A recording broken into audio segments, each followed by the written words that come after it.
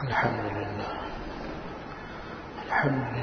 نحمده ونستعينه ونستغفره ونؤمن به ونتوكل عليه ونعوذ بالله من شرور أنفسنا ومن سيئات أعمالنا من يهده الله فلا مضل له ومن يضلله فلا هادي له وأشهد أن لا إله إلا الله وحده لا شريك له وأشهد أن سيدنا ونبينا ومولانا محمدا عبده ورسوله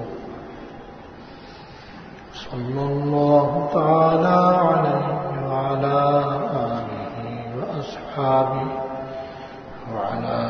آله وأصحابه وبارك وسلم تسليما كثيرا أما بعد فأعوذ بالله من الشيطان الرجيم بسم الله الرحمن الرحيم يا أيها الذين آمنوا إذا قمتم إلى الصلاة فاغسلوا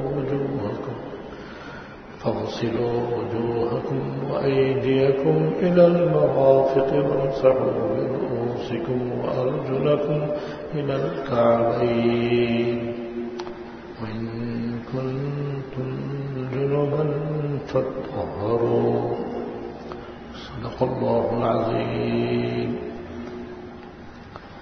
میرے قابل احترام بزرگ، گزشتہ جمعے کو آپ کے سامنے وضو کے کچھ فضائل بیان کیے گئے تھے، اور اس لیے بیان کیے گئے تھے تاکہ ہمارے ذہن میں وضو کی اہمیت بیٹھے، ہمیں یہ معلوم ہو کہ وضو کرنا کتنی اہم عبادت ہے اور اس کا کتنا بڑا اجر و ثواب ہے، تاکہ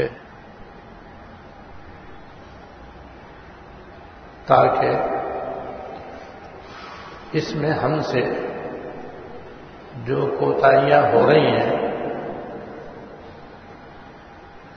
وہ ہمارے دور ہوں۔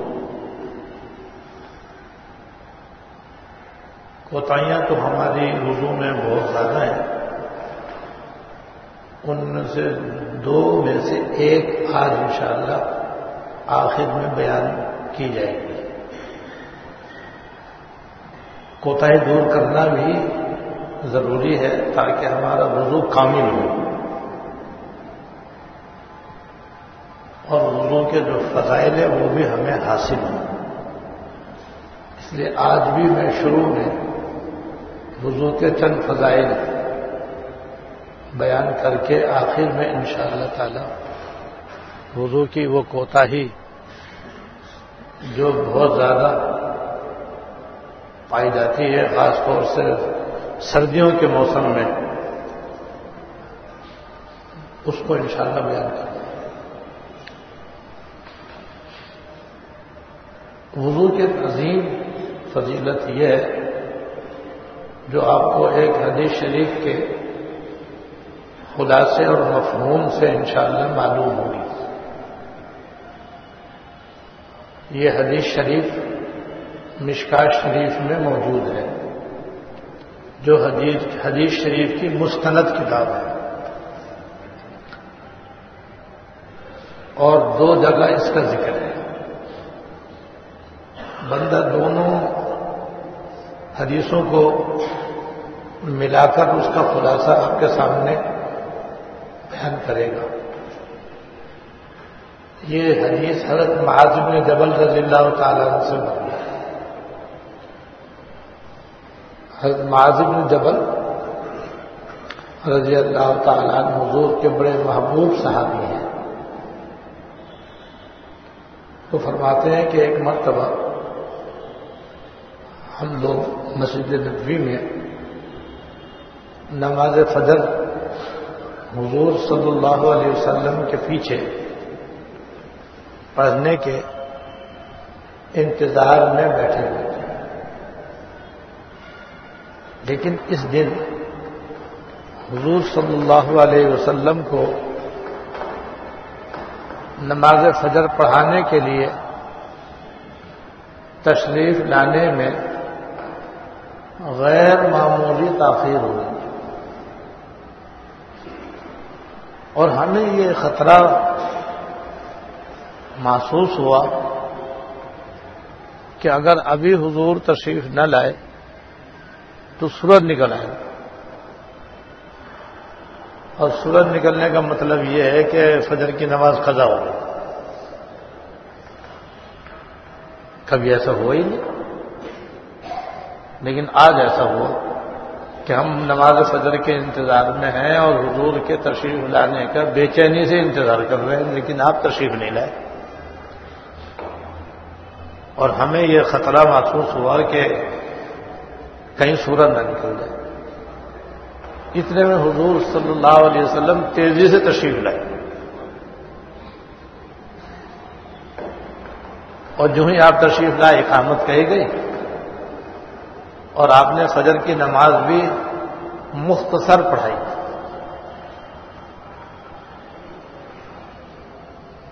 کیونکہ وقت کم تھا، سورج نکلنے کا خطرہ تھا.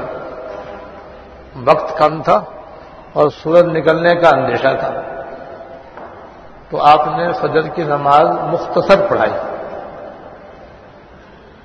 اور سلام پھیرتے ہی آپ نے اعلان کیا کہ سب حضرات اپنی اپنی صفوں میں بیٹھے رہیں. اس کے بعد پھر آپ نے ہماری طرف رخ فرمایا اور فرمایا میں تم کو یہ بتلانا چاہتا ہوں کہ آج مجھے فجر کی نماز پڑھانے کے لیے کیوں دیر لگی. میں تم سب کو یہ بتلانا چاہتا ہوں کہ نماز فجر پڑھانے کے لیے آنے میں مجھے کیوں دیر ہوئی. اس میں ایک تعلیم ہم سب کے لیے مل گئی کہ اگر کسی کو کسی وقت آنے کا کہ کوئی آنے کا معمول ہو اور اس میں دیر ہو جائے تو غلط فہمی دور کر دینی چاہیے. دیر سے آنے کی وجہ لوگوں کو بتا دینی چاہیے کہ یہ عذر ہو گیا تھا، اس وجہ سے میں بروقت نہ پہنچ سکا.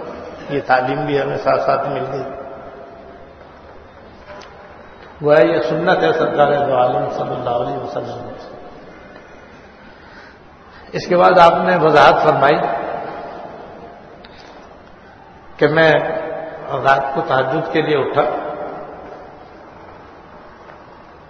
اور میں نے وضو کیا اور جتنی اللہ پاک نے میری قسمت میں نماز لکھی تھی وہ میں نے پڑھی. تو نماز تہجد پڑھنے کے دوران مجھے اونگ آنے لگی، جس کی وجہ سے نماز پورا کرنا میرے لیے بھاری ہو گیا. نماز پڑھنا میرے لیے مشکل ہو گیا، جیسے کہ ہو جاتا ہے کبھی کبھی.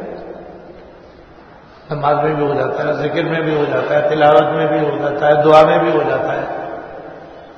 تو آپ یہ فرما رہے ہیں کہ نماز میں مجھے اونگ آنے لگی اور میرے لیے نماز پورا کرنا بھاری ہو گیا اور مشکل ہو گیا. اسی دوران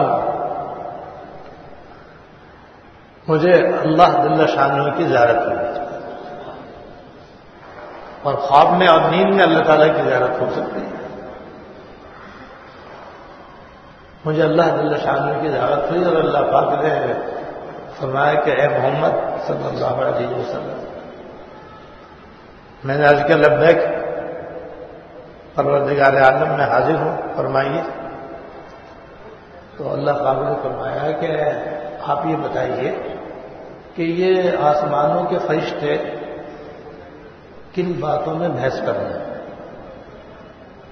اور کن باتوں میں مذاکرہ کرنا ہے.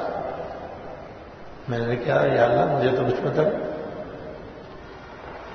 یا اللہ مجھے تو معلوم نہیں ہے کن باتوں میں بحث کر رہے ہیں. پھر دوبارہ آپ نے پوچھا، دوبارہ میں نے عرض کیا کہ یا اللہ مجھے تو معلوم نہیں ہے کن باتوں میں بحث کر رہے ہیں.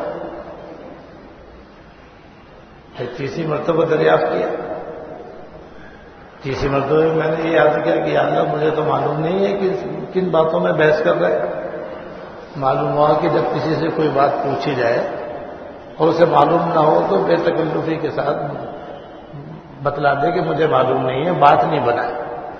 یہ بھی اس حدیث میں ہمیں تعلیم مل گئی. جو تعلیم ملتی جائے پلے باندھتے جائے. پھر آپ فرماتے ہیں اس کے بعد اللہ جل شانہ نے اپنا دست مبارک میرے دونوں کندھوں کے درمیان رکھا، جس کے ٹھنڈک میں نے اپنے دل میں محسوس کی.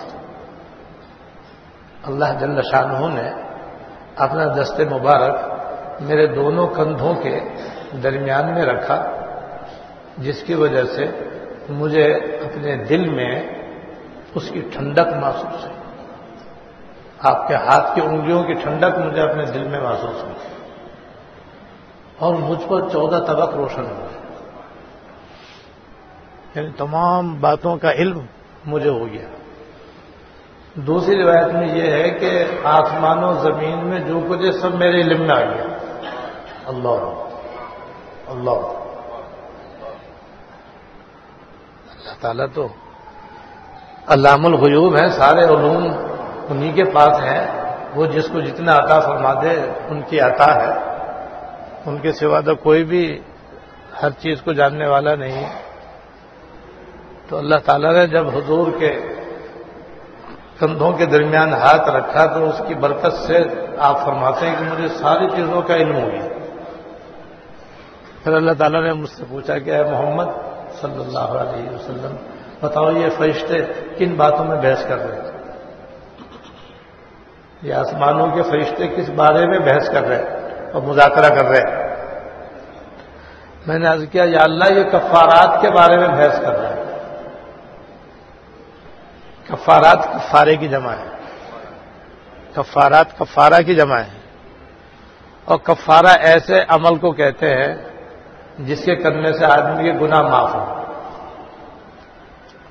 کفارہ ایسے عمل کو کہتے ہیں جس کے کرنے سے آدمی گناہ معاف ہو، اس کی جمع ہے کفارات. تو یہ آسمانوں کے فرشتے اس بارے میں مذاکرہ کر رہے ہیں کہ وہ کون کون سے اعمال ہیں جن کے کرنے سے کرنے والے کے گناہ معاف ہوتے ہیں. پھر اللہ پاک نے مجھ سے دریافت کیا کہ آپ یہ بتائیے کہ وہ کون کون سے اعمال ہیں جن کے کرنے سے گناہ معاف ہوتے ہیں. تو حضور نے 3 کام اس موقع پر بیان کیے اور اللہ تعالیٰ کی بارگاہ میں عرض کی. نمبر 1، نماز باجماعت ادا کرنے کے لیے مسجدوں میں جانا. یہ عمل ایسا ہے جس سے عمل کرنے والے گناہ معاف ہوتے ہیں، جس کی تشریح میں بعد میں کروں گا انشاءاللہ. تو ایک عمل آپ نے یہ بتلایا کہ جماعتوں میں حاضر ہونے کے لیے اپنے گھروں سے پیدل جانا، یعنی مسجد میں جماعت سے نماز پڑھنے کے لیے اپنے گھر سے نکلنا اور نماز پڑھنے کے لیے مسجد میں پہنچنا اور جماعت میں شامل ہو کر نماز ادا کرنا. تو یہ چلنا جو ہے یہ بھی کفارات میں سے ہے. سبحان سبحان. ایک عمل تو یہ ہو گیا. دوسرا عمل آپ نے فرمایا کہ نماز کے بعد اگلی نماز کے انتظار میں بیٹھنا.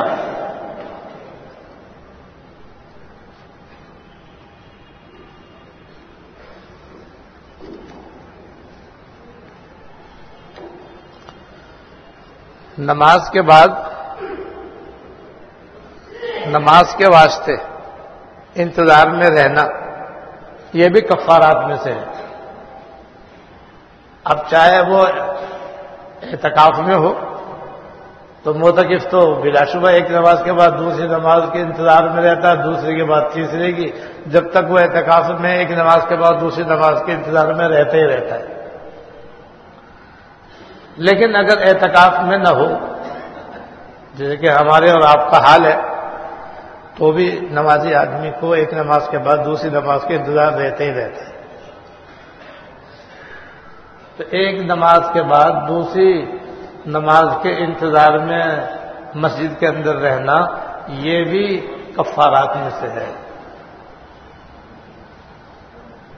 یہ بھی کفارات میں سے ہے، جس کا حاصل یہ ہے کہ نماز کے بعد کچھ دیر مسجد میں بیٹھے رہنا چاہیے اور ذکر میں، تلاوت میں، تسبیحات میں اور دعا میں، تلاوت میں یا نوافل میں مشغول رہنا چاہیے۔ ایک دم جانا اگرچہ جائز ہے، لیکن بیٹھنے، کچھ دیر بیٹھے رہنے کی یہ فضیلت ہے۔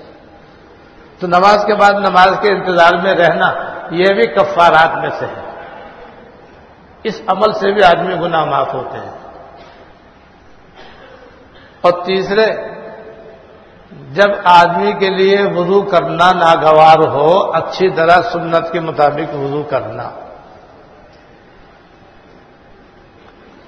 جیسے سردیوں میں آدمی کے لیے وضو کرنا ٹھنڈے پانی سے مشکل ہوتا ہے، خاص طور سے کمزوروں کے لیے، بیماروں کے لیے، ضعیفوں کے لیے۔ سردیوں میں ٹھنڈے پانی سے وضو کرنا عام طور پر بعض لوگوں کے لیے ناگواری کا باعث ہوتا ہے، اس میں تکلیف ہوتی ہے، آدمی بتکلف وضو کرتا ہے۔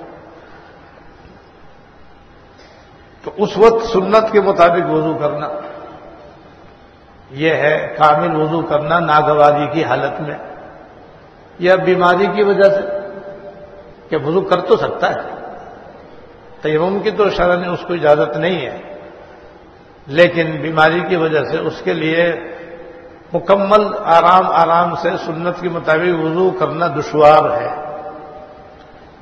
یا بڑھاپے کی وجہ سے یا کسی اور کمزوری کی وجہ سے یا کوئی ایمرجنسی ہے،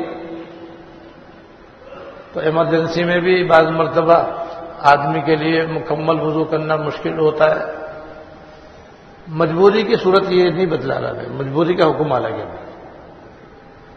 جب آدمی وضو کرنے پہ قادر نہ ہو اس کا مسئلہ نہیں ہے، یہ وہ صورت نہیں ہے۔ وضو تو کر سکتا ہے لیکن ذرا اس کے لیے اس وقت وضو کرنا مشکل ہے، تو اس وقت آدمی ہمت کر کے اور ارادہ کر کے سنت کے مطابق مکمل وضو کرنے کا اہتمام کرے، یہ کفارات میں سے، یعنی اس عمل کی وجہ سے بھی آدمی گناہ معاف ہوتے ہیں۔ اب پہلی بات یہ بیان فرمائی کہ وضو کے مسجد میں جماعت سے نماز پڑھنے کے لیے نکلنا اور چلنا یہ کفارات میں سے ہے، یہ بڑی فضیلت کی چیز ہے۔ چنانچہ ایک حدیث میں ہے کہ جب کوئی آدمی اپنے گھر سے وضو کر کے نماز پڑھنے کے لیے مسجد کی طرف جاتا ہے تو ایک روایت میں ہے کہ ہر قدم پر ایک گناہ معاف ہوتا ہے، ایک نیکی ملتی ہے، ایک گناہ معاف ہوتا ہے اور ایک نیکی ملتی ہے۔ اب 100 قدم ہو گئے تو 100 گناہ معاف ہوگا، 100 نیکیاں مل گئی، تو کفارات میں سے ہو گیا یہ۔ جب مسجد میں نماز پڑھنے کے لیے جانا یہ کفارہ سیئات ہے۔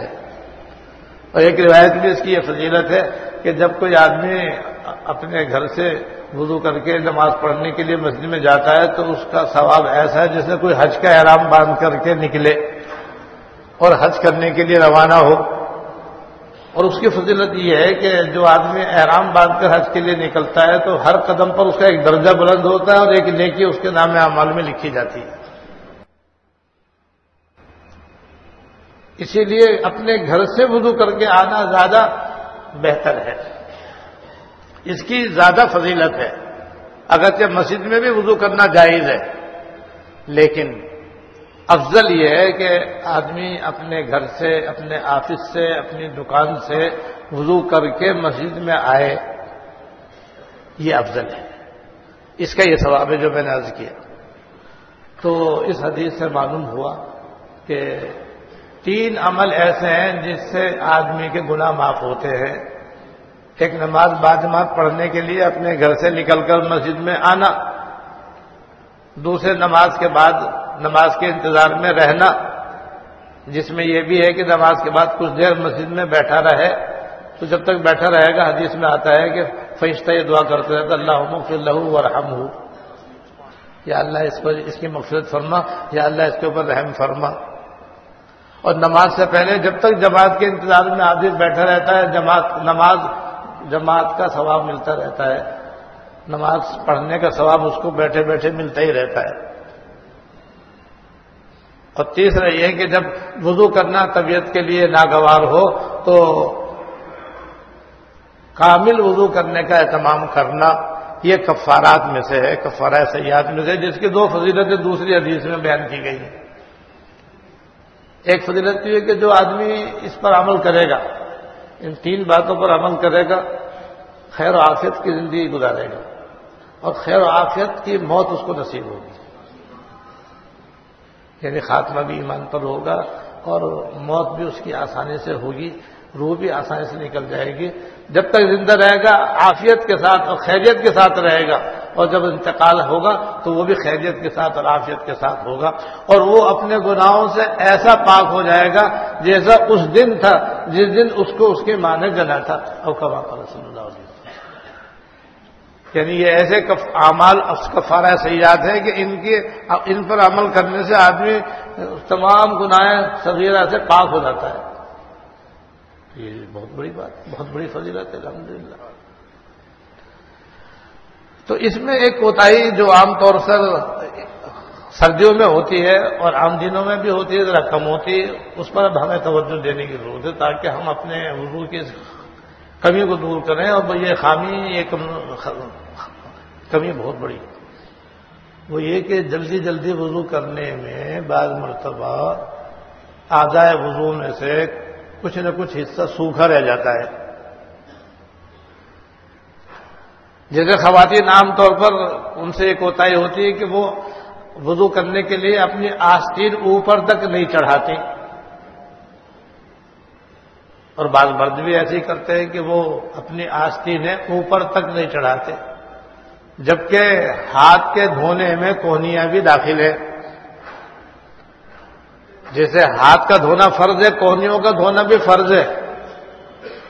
اگر کوہنی نہ دھوئی یا کوہنی میں سے بال برابر بھی جگہ سوکھی رہ گئی، جس کا سردیوں میں زیادہ خطرہ ہوتا ہے، تو وضو نہیں ہوگا، اور جب وضو نہیں ہوگا تو نماز بھی نہیں ہوگی۔ اب نماز بھی نہیں ہوئی، وضو بھی نہیں ہوا، تو گناہ کہاں سے معاف ہوں گے، اور الٹا گناہ ہو گیا۔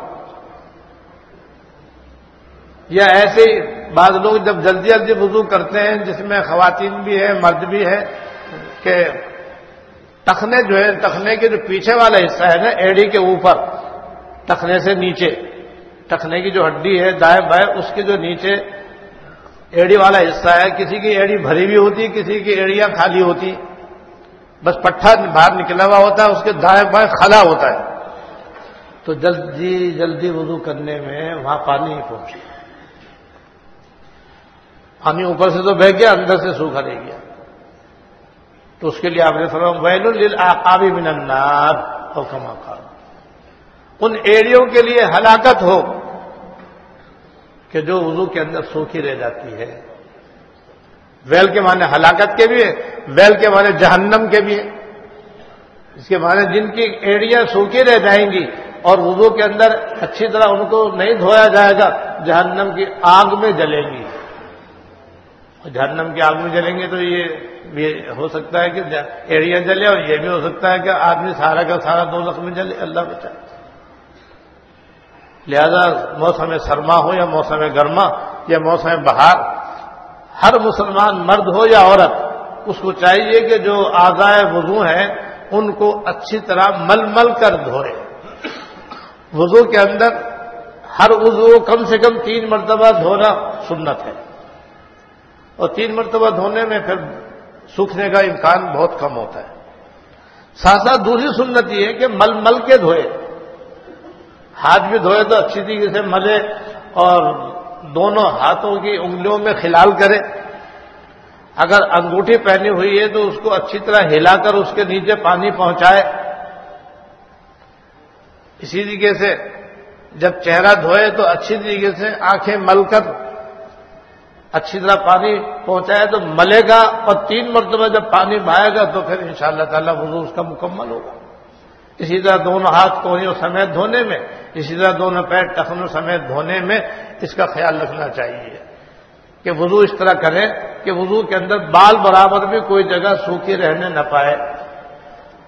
اگر کوئی جسم کے اوپر یعنی اعضائے وضو پر کوئی ایسی چیز لگی ہوئی ہے جس کی وجہ سے نیچے پانی نہ پہنچے تو اگر وہ آسانی سے چھڑائی جا سکتی ہے تو اس کو چھڑا دینا چاہیے۔